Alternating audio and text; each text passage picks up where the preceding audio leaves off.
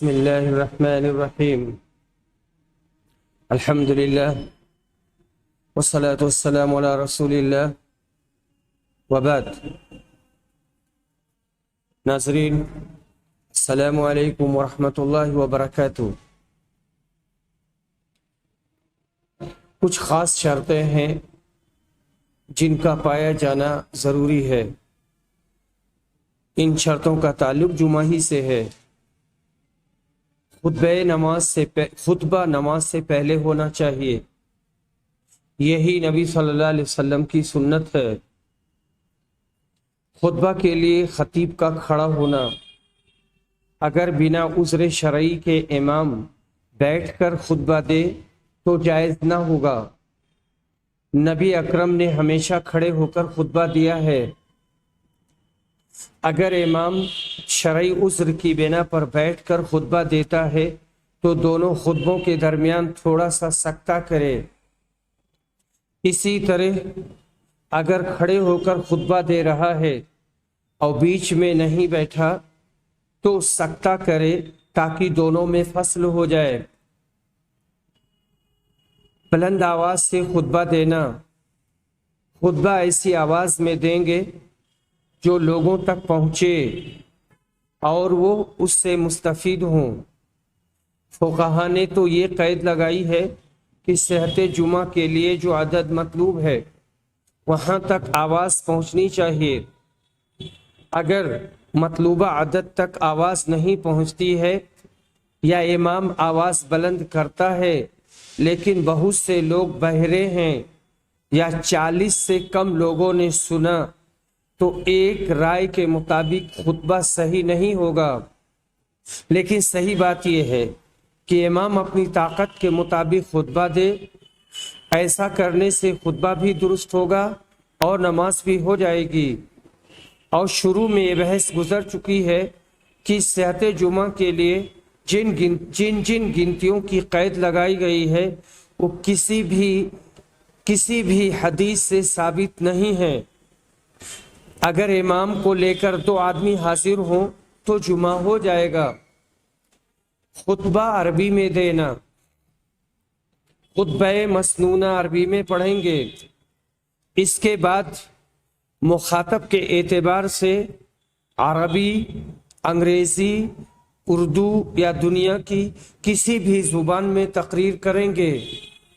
چونکہ نبی صلی اللہ علیہ وسلم کے مخاطب عرب تھے، اس لیے خطبہ مسنونہ کے بعد آپ عربی ہی میں خطاب فرماتے تھے۔ لیکن اگر مخاطبین عربی نہ سمجھتے ہوں تو مخاطبین کی زبان میں تقریر کریں گے۔ اسی سے خطبے کا اصل مقصد حاصل ہوگا۔ ہندوستان میں ایک مخصوص طبقے میں ایک بدعت یہ نکلی ہے کہ اذان سے پہلے مصلی پر اردو میں تقریر کی جاتی ہے، اس کے بعد اذان ہوتی ہے اور خطیب منبر پر صرف عربی میں خطبہ دیتا ہے۔ یہ نبی صلی اللہ علیہ وسلم کی سنت کے خلاف ہے۔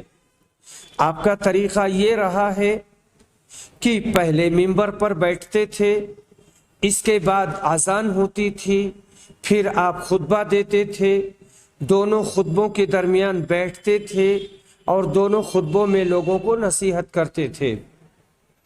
جو لوگ اذان جمعہ سے پہلے اردو میں تقریر کرتے ہیں یہ سنت کے خلاف ہے۔ خطبہ میں تسلسل ہو، بیچ میں فصل نہ ہو۔ نبی اکرم سے ثابت ہے کہ آپ نے خطبہ چھوڑ کر منبر سے اتر کر ایک صاحب کی ضرورت پوری کی تھی، واپس آ کر منبر پر چڑھ کر خطبہ پورا کیا۔ خطبہ میں تسلسل مطلوب ہے۔ انقطاع سے خطبہ اپنی تاثیر کھو دے گا۔ پھر بھی نبی صلی اللہ علیہ وسلم کا فعل جواز پر دلالت کرتا ہے۔ اگر کسی وجہ سے امام اپنا خطبہ روک کر تھوڑی دیر کے لیے چلا جاتا ہے اور کسی کی ضرورت پوری کر دیتا ہے تو اس میں کوئی حرج کی بات نہیں ہے۔ دونوں خطبوں کے درمیان بیٹھنا، امام شافعی رحمہ اللہ نے دونوں خطبوں کے درمیان بیٹھنے کی شرط لگائی ہے۔ لیکن جمہور اہل علم کے نزدیک مستحب ہے۔ نبی صلی اللہ علیہ وسلم ہمیشہ دونوں خطبوں کے درمیان بیٹھا کرتے تھے۔ ان عبداللہ قال کان النبی صلی اللہ علیہ وسلم یخطب خطبتین یقعد بینہما۔ حضرت عبداللہ بن مسعود روایت کہتے ہیں کہ نبی صلی اللہ علیہ وسلم دو خطبہ دیتے تھے اور ان کے درمیان بیٹھتے تھے۔ خطیب خود ہی نماز پڑھائے۔ نبی صلی اللہ علیہ وسلم نے خطبہ کے بعد ہمیشہ خود ہی نماز پڑھائی ہے۔ خلفائے راشدین کا اسی پر عمل تھا۔ ان میں سے کسی کے بارے میں مروی نہیں ہے کہ انہوں نے خطبہ دینے کے بعد کسی دوسرے کو آگے بڑھا دیا ہو۔ اس کے علاوہ فقہا کے دوسرے اقوال بھی ہیں، ہم ان اختلافات سے صرف نظر کرتے ہیں۔ خطبۃ الجمعہ و احکامها و آدابها فی الفقہ الاسلامی، صفحہ نمبر 63 تا 71۔ اگر خطبہ دینے کے بعد امام کو کوئی پریشانی لاحق ہو جائے تو دوسرے لوگوں سے امامت کروا سکتے ہیں۔ اگر بنا عذر کسی کو خطیب نماز پڑھانے کے لیے بڑھا دے تو نماز ہو جائے گی، لیکن افضل یہی ہے کہ خود پڑھائے۔ خطبہ کے ارکان، جمعہ کا جو خطبہ دیا جاتا ہے یہ بڑی اہمیت کا حامل ہے اور اس کے ارکان ہیں۔ ارکان کا مطلب یہ ہوا کہ ان کا پایا جانا ضروری ہے۔ خطبہ کے 6 ارکان ہیں۔ نمبر 1، اللہ کی تعریف۔ ابن قدامہ کا کہنا ہے کہ دونوں خطبوں میں حمد ضروری ہے۔ حضرت جابر سے مروی ہے کہ آپ صلی اللہ علیہ وسلم جب جمعہ کا خطبہ دیتے تھے تو اللہ کی حمد و ثنا بیان کرتے تھے۔ صحیح مسلم جلد نمبر 2 صفحہ نمبر 592۔ اور لفظ الحمدللہ ہی کہیں گے، اس کا ترجمہ نہیں کریں گے یا اس کی جگہ پر کوئی دوسرا لفظ نہیں لائیں گے، اور کم از کم الحمدللہ کہیں گے۔ نبی صلی اللہ علیہ وسلم پر درود بھیجنا، اللہ تعالیٰ نے فرمایا ہے وَرَفَعْنَا لَكَ ذِكْرَكَ، یعنی کہنے کا مطلب یہ ہے جہاں میرا ذکر ہوگا وہاں تمہارا بھی ذکر ہوگا۔ اللہ کے تقوی کی وصیت کرنا، لفظ وصیت متعین نہیں ہے۔ خطیب کوئی بھی واعظ کہے کفایت کر جائے گا۔ قرآن پڑھنا، خطیب کو چاہیے کہ وہ ایک یا اس سے زیادہ آیت کی تلاوت کرے۔ شافعیہ اور حنابلہ کا کہنا ہے کہ ایک آیت سے کم کفایت نہ کرے گی۔ نبی صلی اللہ علیہ وسلم عام طور سے سورہ قاف کی تلاوت کرتے تھے۔ ام ہشام بنت حارثہ کہتی ہیں میں نے سورہ قاف ہر جمعہ کو نبی صلی اللہ علیہ وسلم سے سن کر یاد کیا ہے۔ نصیحت کرنا، حنابلہ کا کہنا ہے کہ خطیب لوگوں کو نصیحت کرے۔ البتہ امام ابو حنیفہ کہتے ہیں کہ اگر ایک تسبیح کہہ دے تو کفایت کر جائے گا۔ یہاں ایک مسئلہ جان لینا ضروری ہے، وہ یہ کہ دونوں خطبوں میں نصیحت کریں گے۔ قاضی ابو یعلا نے تو اسے واجب قرار دیا ہے۔ ان کا کہنا ہے کہ خطبہ میں نصیحت ہی مقصود ہے، اس لیے اس میں نقص یا خلل جائز نہیں۔ خرقی کے کلام سے ظاہر ہوتا ہے کہ نصیحت دوسرے خطبے میں کریں گے۔ انہوں نے شعبی کی روایت سے استدلال کیا ہے کہ رسول صلی اللہ علیہ وسلم جب جمعہ کے دن منبر پر چڑھتے تھے تو لوگوں کی طرف منہ کرتے تھے اور کہتے تھے السلام علیکم۔ حمد و ثنا کے بعد سورت پڑھتے تھے، پھر بیٹھ جاتے تھے، پھر کھڑے ہوتے تھے اور خطبہ دیتے تھے، پھر اترتے تھے۔ حضرت ابو بکر اور حضرت عمر بھی ایسے ہی کرتے تھے۔ المغنی جلد نمبر 3 صفحہ نمبر 162 تا 164۔ बहरहाल दोनों में नसीहत करें, या अगर दूसरे खुतबे में नसीहत करते हैं तो इसको गलत नहीं कहा जा सकता, ये जायज़ होगा। मुसलमानों के लिए दुआ करना, दूसरे खुतबा में मुसलमानों और उनके हाकिमों के लिए दुआ करनी चाहिए कि अल्लाह इनको इंसाफ की तौफीक दे और हक पर कायम रखे। दुआ करते वक्त दोनों हाथों को नहीं उठाएंगे। नबी सल्लल्लाहु अलैहि वसल्लम सिर्फ शहादत की उंगली से इशारा करते थे। यहाँ एक बात और कहना ज़रूरी है, वो ये कि जो खुतबा होते हैं वो मिंबर से अपनी मस्जिद के ट्रस्टियों के खिलाफ कोई बात ना कहें, या किसी भी आलिम, जाहिल, नेता या सरकर्दा आदमी के खिलाफ कोई बात ना कहें, ना नाम ले करके और ना ऐसा वस्फ बताएं कि आदमी का जहन वहां तक पहुंच जाए। ये मुनासिब नहीं है, ये मुनकर की नकीर नहीं है, ये तौहीन है, ये इस्तिहज़ा है।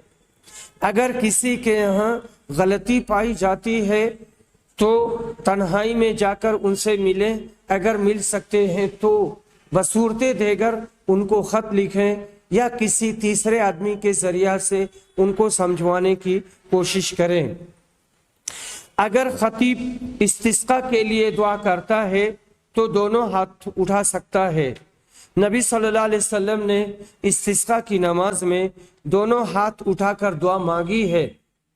शवाफे ने इसके अरकान 5 बताए हैं, जैसे मैंने अभी 6 रुकन बताया, लेकिन शवाफे के यहाँ खुतबा के अरकान 5 हैं।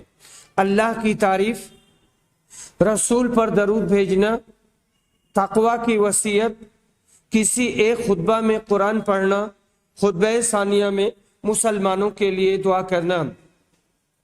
अरकानी खुतबा में तरतीब ज़रूरी नहीं है, अगर इनमें तकदीम या ताखीर हो जाए तो कोई हर्ज नहीं है, लेकिन खुतबा में इन 6 चीज़ों का पाया जाना ज़रूरी है। ये अरकान हैं, जब अरकान हैं तो इनका पाया जाना ज़रूरी है, और हमारे खुतबा को और हमारे अइम्मा को इसे अच्छे से समझना चाहिए। खतीब के आदाब, हम कुछ ऐसे आदाब का तज़किरा करने जा रहे हैं जिनका इल्तिज़ाम खतीबों के लिए ज़रूरी है। हाज़रीन को सलाम करना। हज़रत अब्दुल्ला बिन ज़ुबैर जब मिंबर पर चढ़ते थे तो सलाम करते थे। उमर बिन अब्दुल अजीज, औज़ाई, शाफ़िई और इमाम अहमद का यही मौक़िफ़ है। इब्न क़य्यिम ज़ादुल मआद में लिखते हैं, फ़इज़ा दख़लल मस्जिद सल्लम अलैहिम फ़इज़ा सईदल मिंबर इस्तक़बलन नास बिवजही व सल्लम अलैहिम। इमाम जब मस्जिद में दाखिल होगा तो सलाम करेगा, और जब मिंबर पर चढ़ेगा तो लोगों की तरफ मुंह करेगा और हाज़रीन को सलाम करेगा। हिरक़ी कहते हैं कि इमाम जब लोगों के सामने हो तो सलाम करे और लोग उसके सलाम का जवाब दें। सलाम के बाद इमाम मिंबर पर बैठ जाए। इमाम सलाम करने के बाद मिंबर पर बैठ जाएगा और मुअज्जिन की अज़ान का जवाब देगा। यही नबी सल्लल्लाहु अलैहि वसल्लम की सुन्नत है। खतीब सामने देखे। खुतबा की सुन्नतों में से एक बात यह भी है कि खतीब की नज़र सामने होनी चाहिए। नबी सल्लल्लाहु अलैहि वसल्लम ऐसे ही खुतबा देते थे। इसमें इंसाफ भी है कि दोनों तरफ के लोग बराबर आपकी बात सुनेंगे। अगर इमाम दाएं बाएं ज़्यादा मुड़ता है और ज़्यादा हरकतें करता है तो दूसरी जानिब बैठे लोगों पर उसकी बात बसा औकात मख्फी हो सकती है। इसीलिए इमाम शाफ़ई का कहना है कि इमाम इधर उधर ज़्यादा ना मुड़े। खतीब हाथ में छड़ी ले। खतीब के लिए मुस्तहब है कि छड़ी या कमान वगैरह पर टेक लगाकर तकरीर करे। امام شافعی رحمہ اللہ کہتے ہیں کہ خطیب چھڑی، کمان یا اسی طرح کی کسی دوسری چیز پر ٹیک لگا کر خطبہ دے، کیونکہ ہم تک یہ بات پہنچی ہے کہ نبی صلی اللہ علیہ وسلم چھڑی کا سہارا لے کر خطبہ دیتے تھے۔ السنن ابو داؤد جلد نمبر 1 صفحہ نمبر 658 659، اور یہ روایت صحیح ہے، حسن کے درجے تک کم سے کم پہنچتی ہے۔ اس کے برعکس اگر کوئی چھڑی نہیں لیتا ہے تو امام شافعی کہتے ہیں کہ میں ایسے آدمی کے لیے یہ پسند کرتا ہوں کہ وہ اپنے دونوں ہاتھ اور جسم کو پرسکون رکھے، یا دائیں کو بائیں پر رکھ لے، یا اپنی جگہ پر ان کو چھوڑ دے اور انہیں نہ ملائے۔ الام الشافعی جلد نمبر 1 صفحہ نمبر 343، المغنی ابن قدامہ جلد نمبر 3 صفحہ نمبر 180۔ تو دائنے کو بائیں پر جب رکھے گا تو وہ کیفیت سینے پر ہاتھ رکھنے کی ہوگی، اور ہاتھ کو اپنی جگہ پہ چھوڑ دے گا، اس کا مطلب وہ ارسال کرے گا اور ایسے ہی کھڑے ہو کر کے خطبہ دے گا۔ خطبہ میں تسلسل اور ترسل خطیب کے لیے ضروری ہے کہ وہ اپنی باتوں کو بہت واضح انداز میں لوگوں کے سامنے پیش کرے، بہت جلدی جلدی نہ بولے کہ تقریر کا مقصد ہی فوت ہو جائے۔ اسی طرح الفاظ و کلمات کو چبا چبا کر تکلف کے ساتھ نہ ادا کرے، سادے اور صاف ستھرے انداز میں دل کی گہرائیوں سے نکلے ہوئے الفاظ و کلمات سامعین کے دلوں میں بیٹھ جائیں گے اور یہ لوگ اچھا اثر لے کر اٹھیں گے۔ وہ خطبہ جو اپنی زبان آوری اور طلاقت لسانی کا جوہر دکھانے کے لیے بندوق کی گولی کے مانند فرفر فرفر فرفر بولتے ہیں تو عوام کو اس سے بہت کم فائدہ پہنچتا ہے، ہاں سامعین پر خطیب کا رعب قائم ہو جاتا ہے۔ خطیب جو کہے اس سے خود بھی اثر لے۔ مستحب ہے کہ خطیب پر خشوع خضوع طاری ہو اور لوگوں کو جو نصیحت کر رہا ہے اس سے خود متاثر ہو اور اس پر عمل پیرا بھی ہو۔ صرف گفتار کا غازی نہ بنے، کردار کا بھی غازی ہو۔ حضرت انس کہتے ہیں کہ رسول صلی اللہ علیہ وسلم نے فرمایا، جس رات مجھے معراج کروایا گیا تھا میں نے اس میں ایک آدمی کو دیکھا، اس کا گلپھڑا جہنم کی قینچی سے کاٹا جا رہا تھا۔ میں نے پوچھا، جبریل یہ کون ہے؟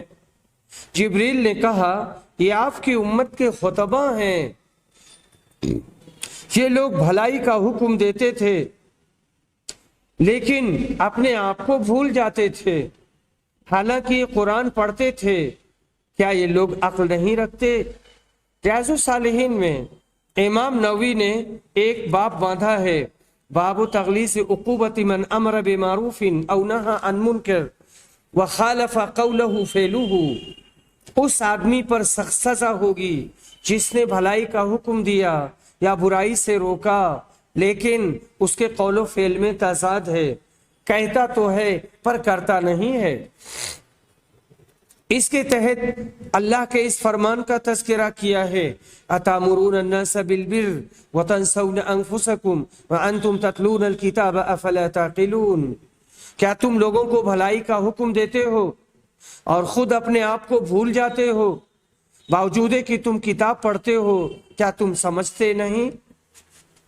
نیز فرمایا، یا ایھا الذین آمنوا لم تقولون ما لا تفعلون کبر مقتا عند اللہ ان تقولوا ما لا تفعلون۔ اے ایمان والو، تم وہ بات کیوں کہتے ہو جو کرتے نہیں؟ تم جو کرتے نہیں اس کا کہنا اللہ کو سخت ناپسند ہے۔ شعیب علیہ السلام نے کہا تھا، وما اريد ان اخالفكم الى ما انهاكم عنه، میرا یہ ارادہ بالکل نہیں کہ تمہاری مخالفت کر کے اس چیز کو کروں جس سے تم کو روک رہا ہوں۔ مسلم کی ایک روایت میں ہے کہ قیامت کے دن ایک آدمی کو لایا جائے گا، اس کو جہنم میں ڈال دیا جائے گا، اس کی اتڑیاں باہر نکل آئیں گی، وہ اس کے ارد گرد ایسے چکر لگائے گا جیسے گدھا چکی کے چاروں طرف گردش کرتا ہے۔ جہنمی اس کے پاس اکٹھا ہو جائیں گے اور کہیں گے اے فلاں، آپ یہاں کیسے؟ کیا آپ لوگوں کو بھلائی کا حکم نہیں دیتے تھے اور برائیوں سے نہیں روکتے تھے؟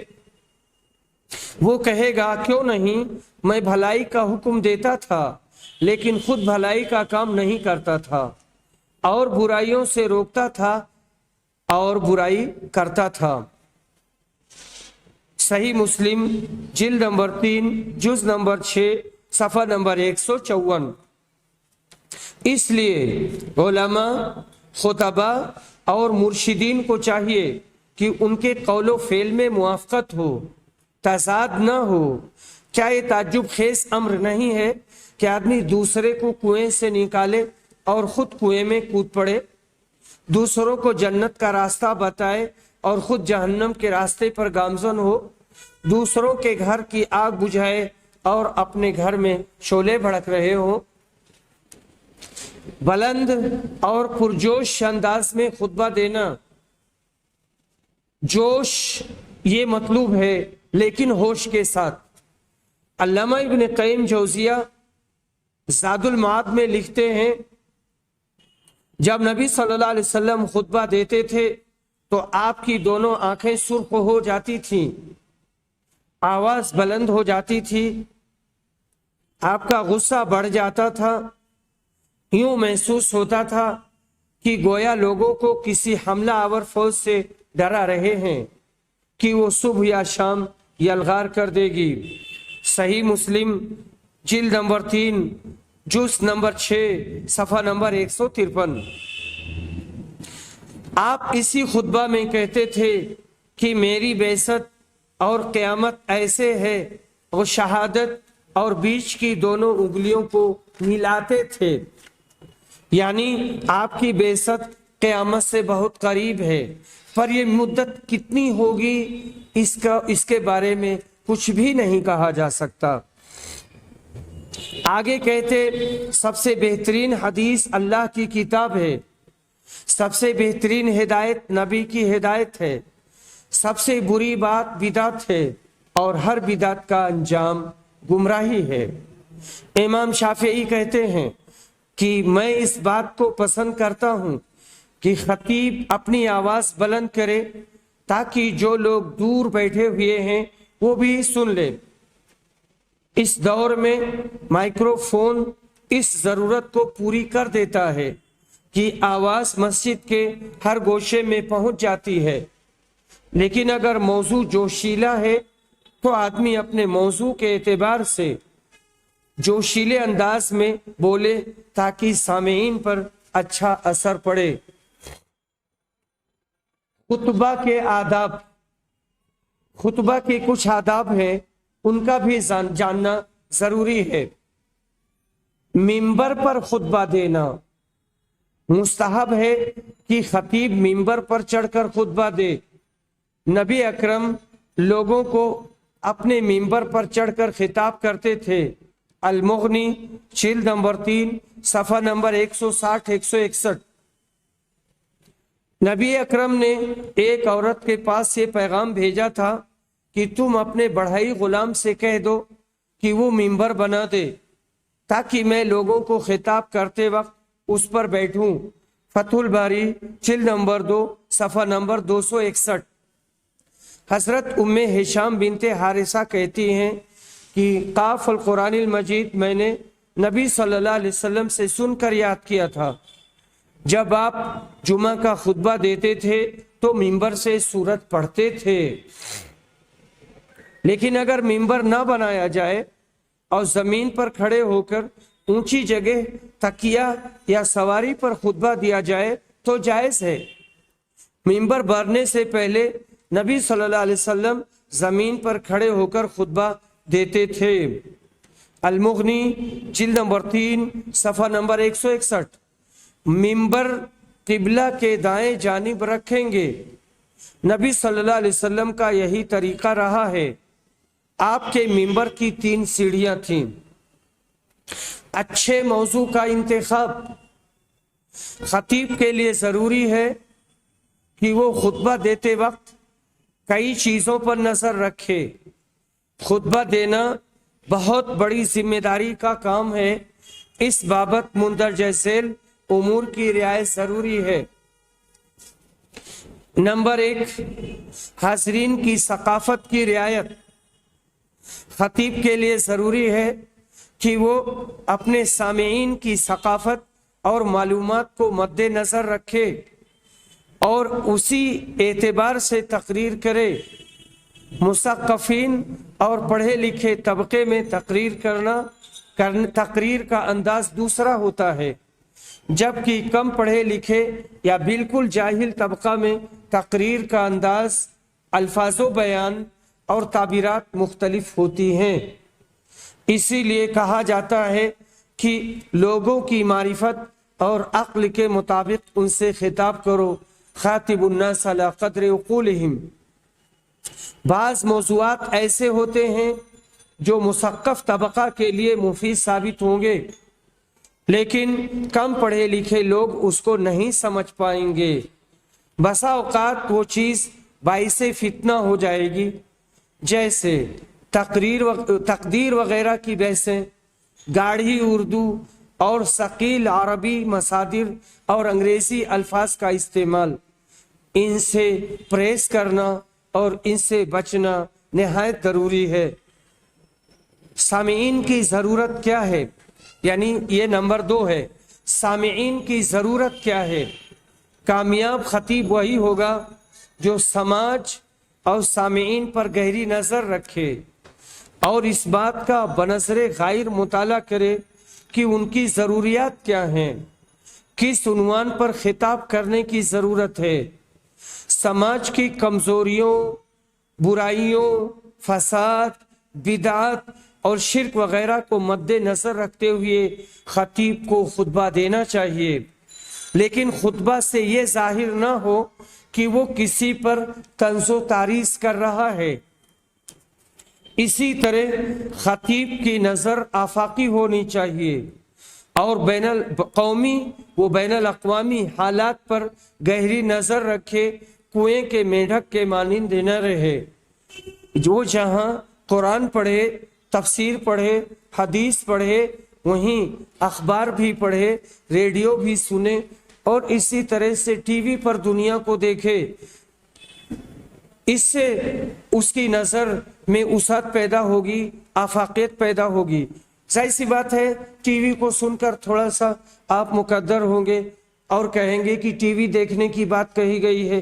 टीवी तो देखना ही चाहिए, लेकिन वो चीज़ें जो अच्छी हैं, शरई हैं, जायज़ हैं, अखबार, साइंसी इंकशाफात, इस तरह की चीज़ें ये बहुत मुफीद हैं। अगर इसे नहीं देखेंगे तो आदमी की मालूमात कम हो जाएगी और उसकी सकाफत ज़ईफ़ हो जाएगी। नंबर 3, समाज के हसास मौजू की रियायत। हसास मौजू, बर्निंग टॉपिक। समाज का सबसे अहम मौजू क्या है? आज क्या बोलना चाहिए? खतीब को इस बात की भी रियायत करना होगी कि समाज का सुलगता हुआ मौजू क्या है। अगर कोई हादसा हुआ है, कोई गैर मामूली बात हो गई है और हर आदमी की जुबान पर वही जारी है, तो उसके सिलसिले में बोले और रियायत करे। किसी ज़माने में गुजरात का मामला हुआ था, अफगानिस्तान का मामला हुआ, फ़लस्तीन का मामला हुआ, इराक़ का मामला हुआ, अभी शाम का मामला है या और कई दूसरे ममालिक हैं जहां हमारे मुसलमान भाई मरते हैं, बच्चे यतीम होते हैं, औरतें बेवा होती हैं और सब बेघर हो जाते हैं। तो कामयाब खतीब वही होगा जो आवाम के जज्बात को मद्देनजर रखते हुए हालात हाजरा पर मुस्बत अंदाज में तबसरा करे, मुस्बत अंदाज में आग न लगाए, लोगों को जज्बाती ना करे, लोगों को ऐसे ना भड़का दे कि वो मस्जिद से निकले और सड़क जाम कर लें और उसके बाद में शोर शराबा करना शुरू कर दें। ये मुनासिब नहीं है, सही रहनुमाई करे। इससे मसाइल हल नहीं होते हैं कि सड़क को जाम किया जाए, और आवाम को सही मालूमात फराहम करे और उनकी दीन और दुनिया के ताल्लुक से सही रहनुमाई करे और आग न लगाए। नंबर 3, खुतबा की आलमियत और महल्लियत। कुछ मकामात ऐसे होते हैं जो कौमी होते हैं, महल्ली होते हैं, जैसे यही मस्जिद है या दूसरी मस्जिदें हैं, तो अपने समाज और मुआशरे के एतबार से आदमी तकरीर करेगा। लेकिन जो बहुत बड़े स्टेज होते हैं तो फिर वहाँ खुतबे में आफाकियत होनी चाहिए और आलमियत होनी चाहिए। खतीब अगर किसी गांव या शहर में खुतबा दे रहा है तो उस गांव या इलाका के पस मंजर में अपनी बात कहेगा। लेकिन अगर उसकी तकरीर बसरिए टेलीविज़न या रेडियो कौमी या बैनुल अक़वामी पैमाना पर नश्र की जा रही है और लोग दुनिया के मुख्तलिफ गोशों में उसको देखते या सुनते हैं, तो उसके खिताब का उसलूब आलमी होगा। खतीब मुसलमानों के आलमी मसाइल पर तबसरा करेगा, जैसे काबा का खुतबा, मस्जिद नबवी का खुतबा, जामिया अजहर का खुतबा, मस्जिद अक्सा का खुतबा। खतीब के लिए यह भी ज़रूरी है कि वो मौसम और हालात के एतबार से मौजू बदलता रहे और आवाम को ज़्यादा से ज़्यादा मालूमात फराहम करे। खुतबा मुख्तसर हो, जुमा का खुतबा मुख्तसर होना चाहिए और बात बहुत वाज़े और मुरक्कद अंदाज में कही जाए। किसी अहम बात या नुक्ता को 2 बार या 3 बार दोहराना मुस्तहसन है, ये नबी सल्लल्लाहु अलैहि वसल्लम की सुन्नत है। थका देने वाले लंबे खुतबे से परहेज करें। खुतबे का मकसद सामीईन को मालूमात फराहम करनी है और उनको पंदो नसीहत से सरफराज करना है, इसलिए अपने मुअय्यना वक्त से तजावुज़ नहीं करना चाहिए। अभी हाल में ये 2004 की बात है, अगस्त 2004, अभी हाल में इमाम काबा का फतवा अल आलमुल इस्लामी में छपा है, जिसमें मौसूफ ने कहा है कि खुतबे जुमा 7 से 10 मिनट का होना चाहिए। इब्ने हज़्म तो यहाँ तक कहते हैं कि लंबा खुतबा देना जायज़ ही नहीं। अल मुहल्ला इब्ने हज़्म जिल्द नंबर 5 सफ़ा नंबर 89। हजरत अम्मार रिवायत करते हैं, कहते हैं कि मैंने रसूल सल्लल्लाहु अलैहि वसल्लम से सुना है, आपने फरमाया था, लंबी नमाज और मुख्तसर खुतबा आदमी की दानिशमंदी और फरासत की दलील है, इसलिए तुम लोग नमाज लंबी पढ़ो और मुख्तसर खुतबा मुख्तसर दो। बाज़ तकरीरों में जादू का सा असर होता है। सही मुस्लिम जिल्द नंबर 3 जुज़ नंबर 6 सफ़ा नंबर 158। हजरत जाबिर बिन समुरा बयान करते हैं कि मैं नबी सल्लल्लाहु अलैहि वसल्लम के साथ जुमा की नमाज पढ़ता था। आपकी नमाज और आपका खुतबा औसत दर्जे का होता था। आप चंद कुरानी आयात पढ़ते थे और लोगों को नसीहत करते थे। एक दूसरी रिवायत में है कि आप जुमा की नसीहत देर तक नहीं करते थे, वो तो चंद कलमे होते थे। बाज़ खुतबा जब खड़े होते हैं तो रुकने का नाम ही नहीं लेते। मिंबर के पास बैठे लोग जब कई बार पांव दबाएंगे कि अब ख़त्म कीजिए, अब ख़त्म कीजिए, तब जाकर अपनी बात समेटेंगे। बसा औकात सामीईन बरमला टोक देते हैं और बोल देते हैं कि मौलाना अब खुतबा बंद करें, आप अपने वक्त से बहुत दूर जा चुके हैं। अल्लाह की हम्दो सना और रसूल पर दरूदो सलाम से खुतबा का आगाज करना, इसके बाद अम्मा बात कहना। खतीब को चाहिए कि वो अल्हम्दुलिल्लाह से खुतबा शुरू करे इसके बाद नबी सल्लल्लाहु अलैहि वसल्लम पर दरूदो सलाम भेजे, इसके बाद अम्मा बात कहे। नबी सल्लल्लाहु अलैहि वसल्लम का यही तरीका था। अगर खतीब इसका उल्टा कर देता है तो खुतबा सही होगा, क्योंकि मकसूद हासिल हो गया। अल-उम अश-शाफ़िई जिल्द नंबर 1 सफ़ा नंबर 346। नबी सल्लल्लाहु अलैहि वसल्लम अपने खुतबों में अम्मा बात का इस्तेमाल करते थे, इसलिए लोगों को चाहिए कि आपके इत्तिबा और इक्तिदा में इसका इस्तेमाल करें। हजरत अस्मा बिनते अबी बकर रिवायत करती हैं, कहती हैं कि मैं हजरत आयशा के पास गई, लोग नमाज पढ़ रहे थे। इस हदीस में है कि आपने नमाज खत्म करने के बाद खुतबा दिया और अल्लाह की जैसे तारीफ करनी चाहिए वैसे तारीफ की, और फिर कहा अम्मा बाद।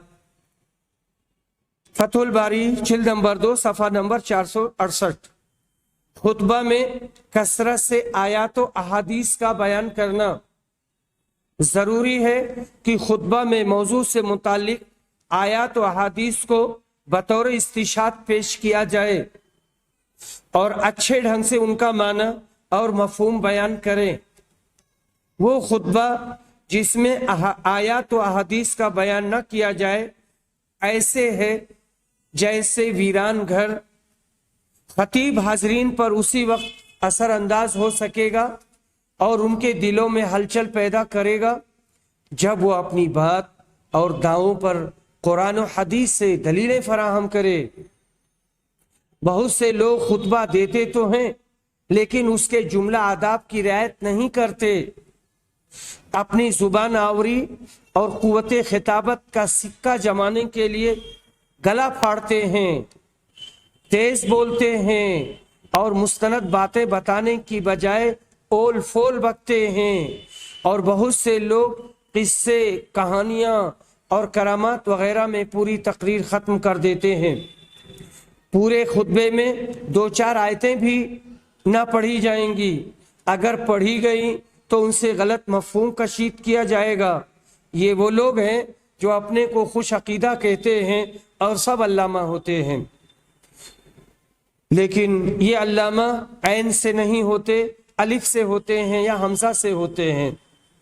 मिंबर पर खड़े होना खेल नहीं है, खुतबा देना बड़ी जिम्मेदारी का काम है, इसलिए इस पर खड़े होकर किसी पर लान तान न किया जाए, किसी की तकफीर न की जाए, गैर संजीदा बातें न कही जाएं, बेअसल और गैर मुस्तनद बातों से परहेज किया जाए, मौजू दईफ हदीसें न बयान की जाएं। बहुत से लोग मौजू और ज़ईफ में कोई तमीज़ नहीं करते और ये जानते ही नहीं हैं कि मौजू क्या है और दईफ क्या है। मौज़ूआत पर लिखी गई किताबों को पढ़कर तकरीर करते हैं और किताबों में बाज़ाब्ता उसका हवाला देते हैं। मैंने मौज़ूआत पर इब्ने जौज़ी और सुयूती की किताबों का हवाला देखा है और इन मौजू हदीसों से अपने मसलक के मुतालिक इस्तिदलाल किया था। मिस्कीन यही नहीं जानता था कि मौज़ूआत क्या है। कई जिल्द में वो तकरीर की किताब थी। कुरान के तर्जमे में हेर फेर न किया जाए। कुरान के अवलीन मुखातब साहबे किराम ने आयतों की जो तफसीर की है और उसका जो मफहूम समझा है उसी माना को लिया जाए, मनमानी तफसीर न की जाए और किसी खास फिक्र और नजरिया को साबित करने के लिए तावील या तहरीफ की छुरी आयतों पर न फेरी जाए। इसी तरह हदीसों का जो मफहूम मुहद्दिसीन ने मुतय्यन किया है उससे तजावुज न किया जाए। हदीसों में बंटवारा नहीं हुआ है, ये सब की हैं, इसलिए किसी मौजू से मुतालिक सारी हदीसों को सामने रखकर मफहूम की तायीन की जाए। अगर कोई हदीस बुखारी में है तो बुखारी के अलावा मुस्लिम, अबू दाऊद, तिरमिजी, नसई, इब्न माजा, सुनन, अज्जा, मुसन्नफात सारी किताबों को खंगाल करके उन हदीसों को इकट्ठा किया जाए, उसके बाद में उसका माना तय किया जाए। ऐसा न किया जाए कि अपने इमाम या आलिम के कौल के मुआफिक جو حدیث ہو اس کو لے لیں اور جو مخالف ہو اس کو چھوڑ دیں، اور یہ کہیں کہ ہمارے مد مقابل اور حریف کی حدیث ہے، جیسے زیلعی نے نصب الرایہ میں کیا ہے۔ اپنے موقف کی تائید کرنے والی حدیثوں کو بیان کرنے کے بعد یہ کہتے ہیں احادیث الخصوم ہمارے مد مقابل کی حدیث ہیں۔ اپنی تائید کرنے والی حدیثوں کے بارے میں کہتے ہیں حدیثنا یا احادیثنا، لیکن مد مقابل کی حدیثوں کو کہتے ہیں احادیث الخصوم ہمارے مد مقابل کی حدیثیں، یا خصم دشمن کو بھی کہتے ہیں۔ یہ مناسب نہیں اور ایسا نہیں کرنا چاہیے۔ خطبہ مسنونہ کے بعد مقامی زبان میں تقریر کرنا جائز۔ خطبہ مسنونہ کے بعد عوام کو قرآن و حدیث کی باتیں بتانے کے لیے مقامی زبان میں تقریر کرنی جائز ہے۔ اس بابت بعض لوگ غلو کا شکار ہیں، منبر پر اردو یا مقامی زبان میں تقریر نہیں کرتے، البتہ خطبہ سے قبل مصلی پر کھڑے ہو کر مقامی زبان میں تقریر کرتے ہیں۔ ایسا کرنا قطعاً درست نہیں، یہ بدعت ہے۔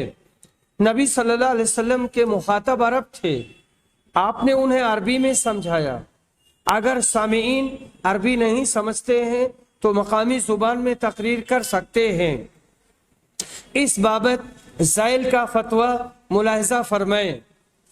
سوال: کیا فرماتے ہیں علماء دین ابقاہم اللہ الی یوم الدین اس مسئلہ میں کہ درمیان خطبہ جمعہ کے واسطے پند و نصائح سامعین کے جو عربی زبان نہیں جانتے کچھ اشعار یا نثر بزبان سامعین کی جن کا مضمون ما جاء النبی صلی اللہ علیہ وسلم سے ہے پڑھنا درست ہے یا نہیں؟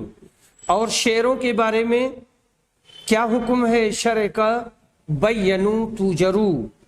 الجواب: درست ہے، کیونکہ پند و نصیحت خطبہ میں رسول صلی اللہ علیہ وسلم سے ثابت ہے۔ صحیح مسلم کی روایت سے مشکات کے باب الخطبہ میں جابر بن سمرہ رضی اللہ عنہ سے روایت ہے، قال كانت للنبي صلی اللہ علیہ وسلم خطبتان یجلس بینہما یقرأ القرآن ویذکر الناس، یعنی انہوں نے بیان کیا ہے کہ پڑھا کرتے تھے نبی صلی اللہ علیہ وسلم دو خطبہ اور بیٹھتے درمیان دونوں کے، اور خطبہ میں قرآن پڑھتے اور لوگوں کو واعظ فرمایا کرتے، اور واعظ کا فائدہ جبھی ہوتا ہے کہ سننے والے کی بولی میں ہو۔ اسی واسطے فرمایا اللہ نے سورہ ابراہیم میں وَمَا أَرْسَلْنَا مِن رَسُولٍ إِلَّا بِلِسَانِ قَوْمِهِ لِيُبَيِّنَ لَهُمْ، یعنی نہیں بھیجا ہم نے کسی نبی کو مگر اسی قوم کی بولی میں تاکہ وہ اچھی طرح سمجھا سکے ان کو۔ بس اس آیت سے بخوبی ثابت ہوا کہ نصیحت سامعین کی بولی میں ہو کہ وہ سمجھیں، اور یہ اعتراض کہ خطبہ میں نصیحت بزبان اردو حضرت صلی اللہ علیہ وسلم وہ صحابہ سے ثابت نہیں بھیجا ہے، کیونکہ اس بارے میں کسی زبان کی خصوصیت نہیں، صرف یہ ثبوت چاہیے کہ خطبہ میں آپ نصیحت کرتے تھے یا نہیں، سو اس کا ثبوت حدیث میں موجود ہے۔ اور یہ خطبہ ہی پر حصر کیوں رکھا؟ قرآن و حدیث کا ترجمہ اور واعظ کرنا بھی تو بزبان اردو وغیرہ حضرت صلی اللہ علیہ وسلم و صحابہ سے ثابت نہیں، پھر وہ کیوں منع نہیں؟ غرض واعظ بزبان سامعین دین میں کوئی نئی بات نہیں ہے، بلکہ قرآن و حدیث دنیا میں اسی واسطے آئے ہیں کہ سب جہان کے لوگ سمجھیں، اور شعر کے بارے میں یہ ہے، وہاں پوچھا گیا تھا کہ شعر پڑھ سکتے یا نہیں پڑھ سکتے۔ ذکر عند رسول اللہ صلی اللہ علیہ وسلم الشعر، فقال رسول اللہ صلی اللہ علیہ وسلم ہوا کلام فحسنه حسن وقبیحه قبیح رواہ الدارقطنی وغیرہ وحسنہ العزیزی۔ نبی صلی اللہ علیہ وسلم کے پاس شعر کا تذکرہ کیا گیا تو رسول صلی اللہ علیہ وسلم نے فرمایا شعر یہ کلام ہے، جو اچھا ہے وہ اچھا ہے اور جو برا ہے وہ برا ہے۔ دارقطنی نے اسے روایت کیا ہے اور عزیزی نے کہا ہے کہ یہ حسن ہے۔ سید محمد نذیر حسین هو الموافق، یہ اس طرح سے اس زمانے میں فتوے ہوا کرتے تھے، اور ایک عالم فتویٰ لکھتا تھا تو دوسرا تیسرا بڑا عالم اس کی توثیق کرتا تھا۔ هو الموافق، اس میں کوئی شبہ نہیں کہ شعر ایک کلام ہے، جس کا مضمون اچھا ہے وہ اچھا ہے اور جس کا مضمون برا ہے وہ برا ہے، مگر ساتھ اس خطبہ میں کبھی شعر پڑھنا رسول صلی اللہ علیہ وسلم سے ثابت نہیں، اور آپ کے بعد خلفائے راشدین رضی اللہ عنہم سے بھی ثابت نہیں۔ خطبہ نبویہ و خطبات خلافت راشدہ اشعار سے خالی ہوتے تھے۔ فاتباع سنت رسول اللہ صلی اللہ علیہ وسلم و سنت خلفاء الراشدین المہدیین اولا ھذا عندی واللہ عالم بالصواب۔ کتبہ محمد عبد الرحمن المبارک فوری عفا اللہ عنہ۔ فتاوی نظیریہ جلد نمبر 1 صفحہ نمبر 355-356۔ تو جو اوپر کا فتویٰ آیا ہے وہ سید محمد نذیر حسین دہلوی کا ہے، اور هو الموافق سے اتنا اضافہ علامہ محمد عبد الرحمن مبارک پوری رحمہ اللہ کا ہے۔ وآخر دعوانا ان الحمد للہ رب العالمین۔